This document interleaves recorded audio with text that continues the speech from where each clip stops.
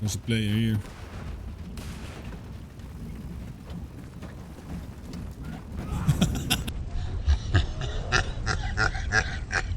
Activematter. This game has got huge potential and it's surprisingly well fleshed out for an early access game. It's been loads of fun and I've been playing this quite a bit lately over on the stream, but it's far from perfect. So what is it and why should you care about it? In this video I'll give you a complete overview of all that you need to know and to figure out for yourself if this game is worth your time and money or not. So Activematter is a PvE/VP extraction shooter. You fight against AI as well as other players. Combat is deadly and realistic. A well-landed headshot will kill somebody in one bullet. Despite the realistic elements, it's still a very accessible game. If I have to describe this game in one sentence, it's Stalker, but Tarkov. Even though Tarkov is Stalker. This game is more Stalker than Tarkov, but this game is also more Tarkov than Stalker is. Does that make sense? No? If you ever wished that Tarkov had anomalies, gravity bending maps, a simpler ammo system and an overall more approachable gameplay style, as well as devs that are very on top of updates and patches, with insanely quick loading times to boot, then this game might just be for you. I paid €30 for the standard edition and that's all you will need. There are more expensive packages that you can buy, but you don't need them. There's no pay to win stuff in them. They basically just give you a bit more starter gear and a bigger initial storage. I went with the standard edition and not a single moment have I felt like I was missing out on anything. So this game being only €30 is nice, and in my opinion you will definitely get your money's worth. I know I did anyway. But it comes with the caveat of it being an early access game. And despite the devs being very active in updating and patching, as well as being very clear in their communication with the player base, this game is far from perfect and needs more tuning. If you enjoy extraction shooters, survival and FPS games and want to see more content like this, make sure you subscribe for future uploads. These videos take a long time to make, so please leave a like and comment for the algorithm and because it makes me happy. Thank you. So you are an operator, stuck in a time loop, always brought back from the dead to the same point. You will have to choose your own loadout and enter the unstable zones rich with active matter, the most valuable resource in this game's world. You need to go out there, fight against other players just like yourself and harvest active matter. Then you will need to make sure to survive and extract before the entire zone collapses and takes everything inside with it. The resource called active matter changes the world and bans space and time. So you might encounter operatives and many other survivors that lost their mind and humanity after exposure to the substance. Other players though will always be your most dangerous enemy. When you begin your game and complete a short tutorial, you'll find yourself in an oddly shaped building. This is your resting space, your crafting hub and your shooting range to test out different weapons. This is where you'll be accepting and handing in your missions. This is your stash, this is your hideout, this is what's called the monolith. The monolith can be upgraded with stuff you find in the raids and collect from finishing missions. Upgrading the monolith allows you to buy better guns as well as unlock their blueprints. After using equipment for a while you will fulfill the blueprints and that makes the set item craftable. When you fulfill these blueprints and unlock them, you can basically craft those items endlessly. So this is a very powerful feature and a clear way to progress in this game. As I said before that this game is like Stalker, well, active matter is like Stalker in the sense that it has anomalies, creatures from the depths of hell. Actually I don't know where they come from and it doesn't really matter. These anomalies come in a lot of different shapes and varieties and they will do anything they can do to ruin your day. Some of them you will have to throw a little nut at to make them explode. And yes, you can throw nuts and bolts like a proper Stalker game. Some of them teleporting behind you when you least expect it. Some of them will stalk you when you're not looking. Seriously creepy stuff and plenty of jump scares to be had. It's not just monsters though. The anomalies will also change gravity. They distort the maps in certain areas so you will find yourself suddenly walking up against the walls or even upside down. It's seriously cool and one of the major things that make this game stand out so much for me.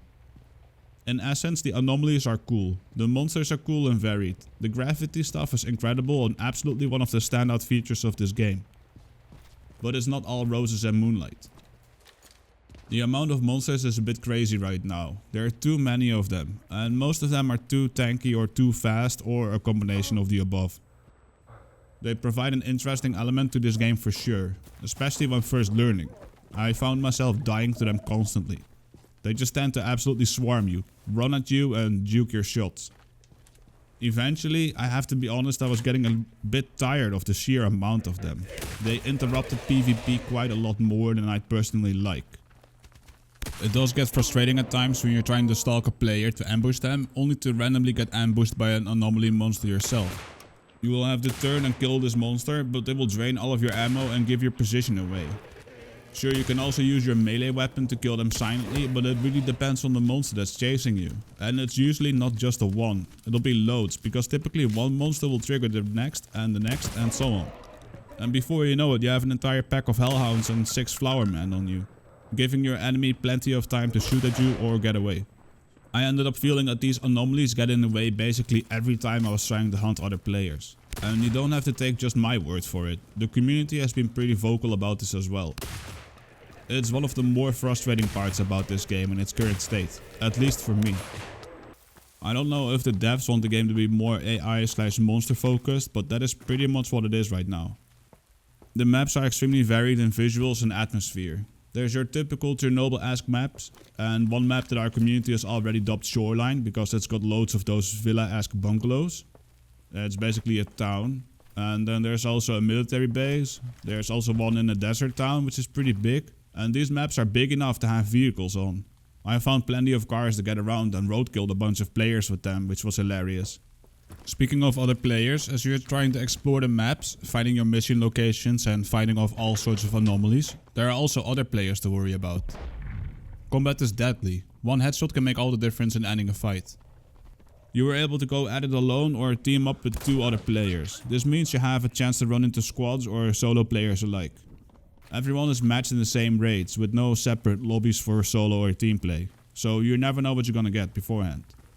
In my experience, I often run mostly into other solo players, with the occasional duo. But before getting into a raid, you will have the option to accept contracts. These are just your standard missions. Kill X amount of enemy, loot X amount of item, visit X location, etc. These missions will give you money, gear and experience. Once accepted, some of them will have to complete before you're even allowed to take the exit portal.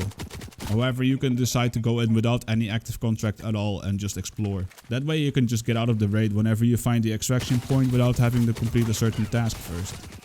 There's a Scav mode in this game that basically works exactly like you'd expect it to. You rent gear, which in this game means it's entirely free. The game gives you a basic loadout and you're good to go. With basically 0 load times for the raids themselves and 0 time to gear up as a Scav, since it's random gear every time, this is the best way to explore. And my typical go-to when I either want to just do a quick run or do my 0 to hero style runs. Loot and inventory systems take a little while to get used to. I don't know why, but they decided to steer away from the Stalker and Tarkov Tetris style inventories, and instead adopting more of a PUBG style. Instead of items taking up visual slots, they take up volume. That means that your backpack, for example, if it's got a capacity of 600 volume, you can loot and put any items inside up to that limit of 600. And each item has its own volume or weight value. Everything will be 1 square in your menu, but a Mosin, for example, will have a much higher volume it takes up than, say, a toy car. The system works, but it's not intuitive at all, and I find myself struggling to see at a glance how much things weigh and how much capacity I still have left. Fiddling in my inventory has gotten me killed plenty more times than I'd like to admit, and it's a skill issue, sure, but I have to say, I think this is a weak point in an otherwise solid package. It feels to me like they were going for a simpler approach with this, but for someone who has played Tarkov for thousands of hours, the system is not one that I was able to pick up quickly. It feels overly simplified for a game that tries to be more than your average quote-unquote simple style shooters. You have loot mechanics, containers, loose loot on the floor, as well as being able to loot other players that you've killed, but looting typically ends up feeling empty. Random junk you will find in the raids are pretty much all used to be thrown into your refiner in your hideout, which converts them to money. I hope that they expand and improve on the looting and inventory systems, because in the current state it's one of the weakest aspects to this game. Speaking of simplifying, I just want to touch on weapon modding. If you enjoy going super in depth about which specific rails and risers you need to put on your weapons to adjust the height of your red dot, you're gonna find yourself disappointed. The modding is really not that deep in this game. On most guns you could put an optic, red dot scopes, usually a suppressor, and there's a stock attachment that you can modify, but that's about it really. It's not deep. It's functional, but it's not this game's strong point. Hopefully these things get adjusted at some point. I have hope for this game because it's still in early access. And it does show sometimes. Some animations are a bit janky, there are a few bugs still in the game, like sometimes I wasn't able to ADS, or you'll get pushed out of a window. They weren't that frequent though, and the game is absolutely playable. And I do have to say, the devs are extremely on top of updates and patching bugs. Here's an overview of the sheer amount of patches that they've been releasing. The younger generation might say that they're cooking, and I think that's pretty based. Before I get to my conclusion, just a quick reminder to like the video if you haven't yet and subscribe for more Extraction games. Come check out my live streams and join the Discord, all links are in the description. So to come to an endpoint here, this game is seriously cool and I think absolutely worth €30. That's for the standard edition and it'll give you immediate access to the game. I find myself doing just fine with the standard edition and I don't see the need to upgrade to another edition at all. The more expensive editions give you a bit bigger of a starting stash, something that you can upgrade by just playing, and some extra premium currency, which you could also get from playing. The premium currency you get can be used to progress through the monolith faster. It's a time save for the earlier monolith levels to get to more advanced gear quicker. Those early levels are pretty fast to unlock anyways as a normal player. There's no pay to win stuff in this game that I found. The maps and environments are incredible. The visual styles are distinct and unique. The gravity anomalies amplify this. It's really well done for an early access game and shows loads of promise. This is absolutely one of the game's strong points. Interesting maps and locations as well as interesting mechanics on the maps. The monsters are varied and at times scary, but there are way too many of them. Like I said before, they get in the way more than not. They quickly turn from scary and unexpected threats to expected annoyances. Want to enter a building? Enjoy fighting 10 flower men. Want to run away because you triggered too many? Tough luck, there's another 5 distorted sleeping in the street that are now aggroed. It's nearly impossible to avoid all of this, even when you play slow and sneak around. Especially indoors, it's literally impossible to get around without triggering the entire neighborhood's worth of monsters to your location. PvP is what you expect. Typically sneaky until shit hits the fan and it's over in the blink of an eye. Combat is tense and engaging. Hits on enemies feel impactful and are helped by strong audio feedback. Footsteps and audio directions were fine, and never really much of an issue for me personally. Not something that stands out, but also not something that bothered me. Quality of life features are abundant in this game with the option to select your own presets for gear. Healing is simplified in that as long as you have heals, it basically means you have to press T to heal whichever body part needs it. Kitting up is pretty quick to do. The more simplified approach to ammo and inventory systems help here to cater to a more casual audience. The game will have wipes, but this is controlled by the player. Once you reach max level, you can essentially prestige, and then if 30,000 people do this in total, you can track this inside the monolith, everybody will wipe. It's a really interesting and unique idea. So overall, I think this game's got a lot going for it and it's got loads of potential. But it does feel like it's got a bit of an identity crisis. On the one hand, it's trying to be hardcore. You will die a lot, and surviving is difficult with the PvP and the sheer amount of anomalies that are only out there to ruin your day. And they all have their own weaknesses. Weaknesses that you will learn over time by dying to them a lot.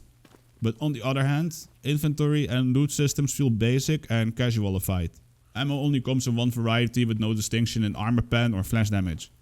You have an in-game map that will highlight locations where you need to go for your currently active quest. But the map only fully reveals itself slowly, depending on where your character has physically been. At the present, I personally think this game is worth €30 and you will get value for money. If you enjoy these type of games and ticking off boxes to progress, I am sure you will find that value as well. An important thing to remember is that you can only buy this game on their official website as of now. This is a gaijin game and their refund policy is shady at best and illegal at worst. I'm not a lawyer, but I know when I'm getting jerked. Their policy on refunding states that if you have played less than 2 hours, your funds will be transferred to your gaijin balance. You are not allowed to cash this out for real money, so imagine buying a TV at a store, finding out that it's got dead pixels, so you return to the store and the only thing that they will give you back is the purchase price in gift vouchers. Be absolutely aware of this when buying this game with your own money. If you don't end up liking it or it doesn't perform well on your system, then you cannot get your money back. If this concerns you or you're on the fence about this game at all, then I advise you to wait for the Steam release. It's not on Steam yet, but it's coming in 2026. This will also give them plenty of time to further patch the game. I enjoyed my time with this game so far, however I'm personally putting off from playing more right now and holding out for a patch or two that address some of my most notable problems. Mainly the amount of monsters and their movement and tankiness. I think this about covers it, and if you feel like I missed anything, then feel free to let me know in the comments. Thank you so much for watching, and I hope to see you in the next upload or livestream.